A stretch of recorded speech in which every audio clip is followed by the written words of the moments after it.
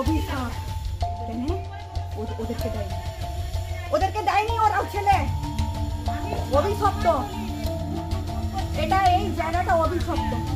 পারিবারিক অশান্তির মার্শল গুনতে হলো 3.5 বছরের বাচ্চাকে। পারিবারিক বিবাদের জেরে মৃত্যু হলো এক শিশুর। অশান্তির সময় সকলের নজর এড়িয়ে 4 বছরের শিশুটি পুকুরে পড়ে তলিয়ে যায়। শনিবার দুপুরে ঘটনাকে ঘিরে শোকের ছায়া মেদিনীপুর শহরের 8 নম্বর ওয়ার্ডের হবিপুর এলাকায়। স্ত্রীকে মারধর করার অভিযোগে ইতিমধ্যেই মৃত শিশুর বাবা নীরব গাতায়েত এবং ঠাকুমা মিনু গাতায়েতকে আটক করেছে মেদিনীপুর শহরের কোতোয়ালি থানার পুলিশ। নিরূপের দৃষ্টান্তমূলক শাস্তির দাবিতে একত্রিত হয়েছেন এলাকাবাসীরা। পুলিশ ও স্থানীয় সূত্রে জানা যায়, বছর 5 আগে নিরূপ ও রুবি প্রেম করে বিয়ে করেন। প্রথমের দিকে সবকিছু ঠিকঠাকই ছিল।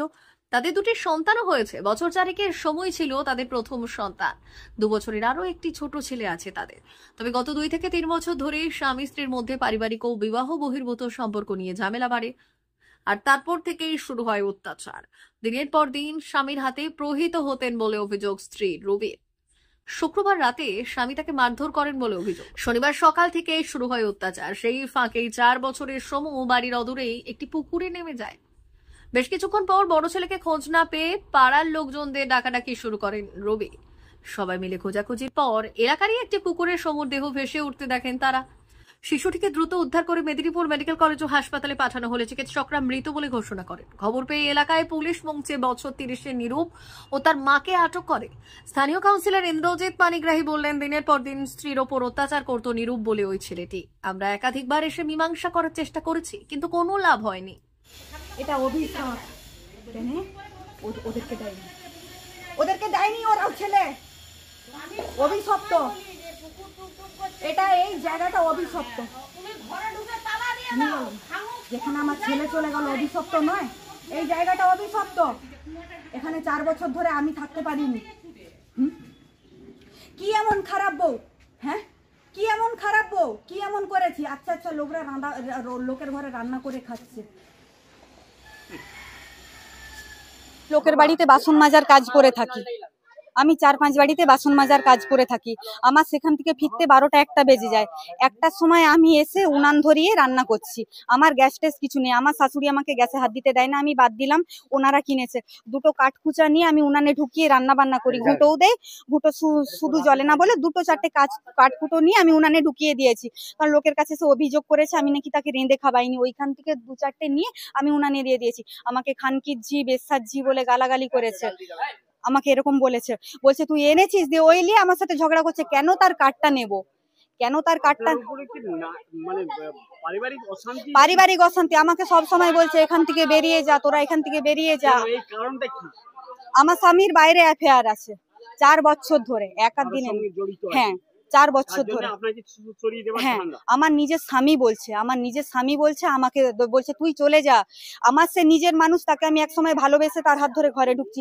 সে নিজে আমাকে বলছে তুই ঘর থেকে বিদায় হলে আমি শান্তি পাবো, তবে আমি ওকে আনতে পারবো। আমাকে এরকম করে বলছে। অশান্তি হতো, ঘরে ঢুকলেই অশান্তি হতো। শ্বশুর, শাশুড়ি, স্বামী, 3 জনেই। এর জন্য আপনি কাউন্সিলরকে অভিযোগ কি থানায় কোনো অভিযোগ করেছিলেন? স্যার, অভিযোগ করেছি, কিন্তু আমি যখন পানি কাকুর কাছে গিয়ে বলেছিলাম, ওরা আমাকে অনেকবার থানায় যেতে বলেছিল। স্যার, আমি যাইনি কেন? আমি সংসারটা করব। আমি থানা পুলিশ করলে এটা কোর্ট কাচারির দিকে চলে যাচ্ছে। তাহলে কি আমার সংসারটা ভেঙে যাবে, আমার ছেলের ভবিষ্যৎ নষ্ট হয়ে যাবে। আমার ছেলেকে 2 দিন পরে স্কুলে ভর্তি করতাম। আমি ওদের ভবিষ্যতের কথা ভেবে আমি থানা পুলিশ করিনি। থানা পুলিশ করে যাব কোথায়? আমার বাপের বাড়ি নেই, বাবা মা নেই, এরা আমাকে তুলবে না, আমি কোথায় যাব? ওই জন্য বাধ্য হয়ে থানা পুলিশ করিনি। ওটা আমার কমজোরি, আমার দুর্বলতার জন্য আমি থানা পুলিশ করিনি। কারণ আমার শাশুড়ি বলেছে থানা পুলিশ করলে আমাকে এখানে ঘরে থাকতে দিবেনি, ওই জন্য ঘরে থাকবার জন্য থানা পুলিশ করিনি। এছাড়া আমাকে আর কিচ্ছু দেয়নি, শুধু ঘরটাই থাকতে দিছে। বলছে এরপরে ঘর থেকেও লাদ মেরে বাইরে বার করে দিবে আমাকে বলছে। এই কিছুক্ষণ আগে আমাকে বলছে তোকে জায়গা দেবো নাকি? তোকে জায়গায় দেবো নি, লাদ মেরে হাঁকাবো, জায়গা সব বিক্রি করে দিয়ে চলে যাব। কি হলো? জায়গা রয়ে গেল, আমার ছেলেটাই চলে গেল। আপনার ছেলে কিভাবে আজকে মৃত্যু? আধ ঘন্টার মধ্যে।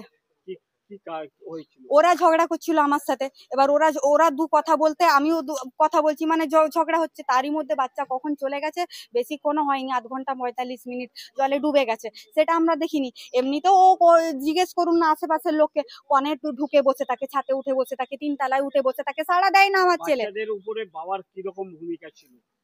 হ্যাঁ, বাচ্চাদেরকে ভালোবাসে।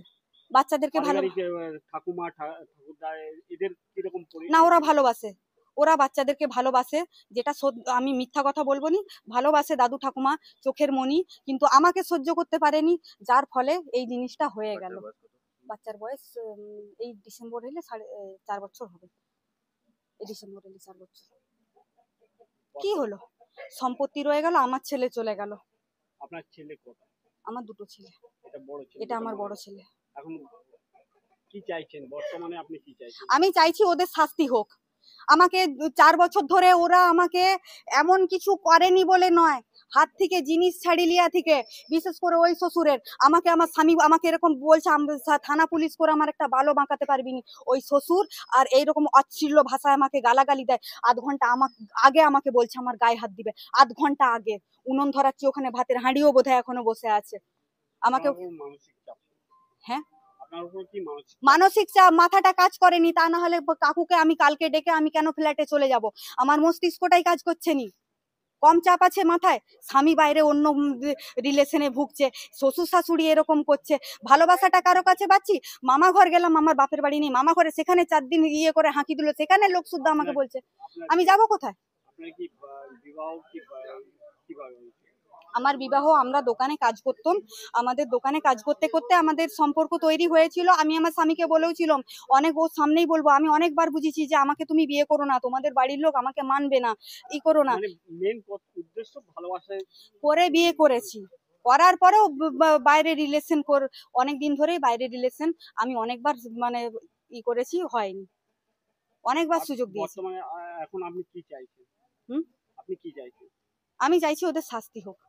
আমি আমার স্বামীকে হাতে নাতে, আমার এখানে দুটো বোন ছিল, আমার মাসির মেয়ে, মাসি শাশুড়ির মেয়ে, দুটো বোন, আমরা হাতে নাতে ধরেছিলাম, তখন আমার হাতে পায়ে ধরে ক্ষমা চাইছে, আমাকে বলছে সুযোগ দাও।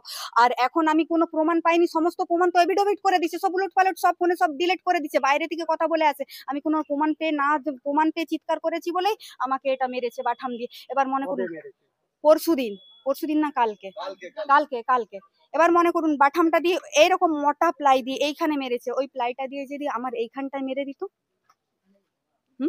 মানে স্বামী আপনার উপর অত্যাচার ভালো হতো, তো সত্যি ভালো হতো। আজ না হলেও কাল হলেও জেল খাটতেই হতো, একদিন না একদিন হলেই হতো। আপনার উপর কি আপনার স্বামী অত্যাচার চালাতো? হ্যাঁ, ও নিজে আমাকে বলেছে, ও কি করে বলতে পারে? আপনার নাম? আমার নাম রুবি গাঁতাইত। এই জায়গাটার নাম হবিবপুর। যার হাত ধরে এসেছে, বাচ্চাটা আপনার হয়েছে আজকে এত বড় দুর্ঘটনা, তার নাম? আমার ছেলের নাম সমু গাঁতাইত। বয়স ডিসেম্বর এলে 4 বছর হবে, মানে 3.5 বছর। শুনুন, একটা দুঃখজনক ঘটনা। বাবলু গাঁতায়ের ছেলে নিরূপ গাঁতায়েত, সে ভালোবাসা করে বিয়ে করেছিল, তার 2টি বাচ্চা আছে, 4 বছর 3 বছরের 2টি বাচ্চা আছে।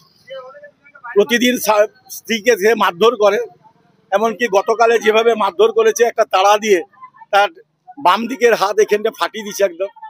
আমরা খবর পেয়ে আমাদের কাছে কাঁদতে কাঁদতে গিয়েছিল, কাঁদতে কাঁদতে গিয়ে আমরা সবাই এসেছিলাম। এসার পর ওর বাবাকে প্রচন্ড ধমকাধমকি করে বোঝানো হলো যাতে ভবিষ্যতে এরকম ঘটনা না ঘটে। এবং সবচেয়ে বড় ব্যাপার, এত মার খাওয়া সত্ত্বেও সে থানাতে কোনো অভিযোগ করেনি, তার একটাই কারণ, তারপরের জীবনটা কি হবে এই ভেবে সে থানাতে কোনো অভিযোগ করেনি। আমরা বারংবার বলা সত্ত্বেও, তার স্ত্রী, নিরূপের স্ত্রী, সে অভিযোগ করেনি। কিন্তু আজকে যে ঘটনাটা, এবং তার নিরূপের মা, সে দায়িত্ব নিয়েছিল, 2টো বাচ্চার দায়িত্ব আমার, এবং নিরূপ একটা জায়গায় প্রাইভেট ফার্মে কাজ করে, এবং নিরূপের বউ সে অন্যত্র বাড়ি বাড়ি কাজ করে বেড়ায়। তারপরে সে যেটুকু রোজগার করে তার উপর দিয়ে তাদের সংসার জীবিকা চলে। ছেলেটি অকর্মণ্য, নিরূপ ছেলেটি তার স্ত্রীর উপর প্রায় অত্যাচার করে। আমাদের কাছে প্রায় অভিযোগ আসে, আমরা চেষ্টা করেছিলাম ভালোভাবে ঠিক করার জন্য। গতকাল আমরা সবাই এলাকাবাসী এসে তার বাবাকে বোঝানো হয়েছিল, নিরূপকে, এবং তার মাকেও বোঝানো হয়েছিল, তারা কথা আশ্বস্ত করেছিল। কিন্তু আজকে আবার সেই যথারীতি সকাল থেকে মারপিট, গন্ডগোল, এবং সবচেয়ে বড় ব্যাপার, বাচ্চা দুটোকে তার মায়ের কাছে যেতে দিচ্ছে না দেওয়ার ফলে তার, যেহেতু নিরূপের মা তার দায়িত্ব নিয়েছিল বাচ্চার, সেই বাচ্চা আজকে খেলতে খেলতে অন্য জায়গায় চলে গিয়ে পুকুরে ডুবে গেছে, তাদের কোনো হদিশ নাই।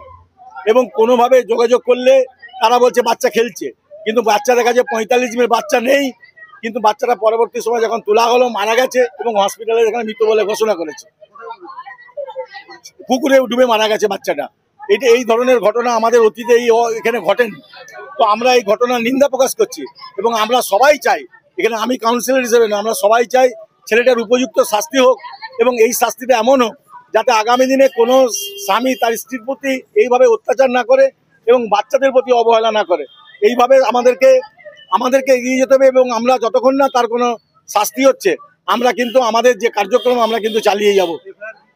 এফআইআর তো অবশ্যই হবে। আজকে পুলিশ প্রশাসনকে আমরা আইসিকে জানিয়েছিলাম, উনি পুলিশ পোস্টিং করে আজকে তাকে দুজন মা এবং ছেলেকে তুলে নিয়ে গেছে। আমরা দেখছি এরপরে কিভাবে কেসটাকে আরো অন্য করবে। বাচ্চার মা হসপিটালে আছে, বাচ্চা যেহেতু মৃত ঘোষণা হয়ে গেছে, বাচ্চার মা হসপিটালে আছে এবং বাচ্চার পরিবারের অন্যজনও তারা হসপিটালে আছে। আমি ইন্দ্রজিৎ পানিকে এই ওয়ার্ডের কাউন্সিলর, 8 নম্বর ward. 399 hotel and restaurant, Narayangarh bypass, Paschim Medinipur. আমাদের এখানে সকাল, দুপুর ও রাত্রিকালীন আহারের সুব্যবস্থা রয়েছে। সকালের টিফিনে পাবেন স্ন্যাক্স, পরোটা, আলুর paratha, bread omelette, bread toast, dosa, idli, sambar বড়া সহ অন্যান্য আইটেম। দুপুরের খাবারে পাবেন ভেজ ও নন ভেজ আইটেম, লাউ চিংড়ি, চিংড়ি মালাইকারি ও ইলিশের নানান পদ, ভাত, খাসি ও মুরগির মাংস। রাতের খাবারে থাকছে একাধিক ইন্ডিয়ান ও নন ইন্ডিয়ান সুস্বাদু ও সুস্বাস্থ্যকর খাবার। সুলভ মূল্যে ও পরিচ্ছন্ন খাবারের একটাই ঠিকানা, P99 hotel and restaurant, Narayangarh bypass, Narayangarh, পশ্চিম মেদিনীপুর। বিশেষ দ্রষ্টব্য, আমাদের এখানে সকল অনুষ্ঠানে খাবারের অর্ডার নেওয়া হয়।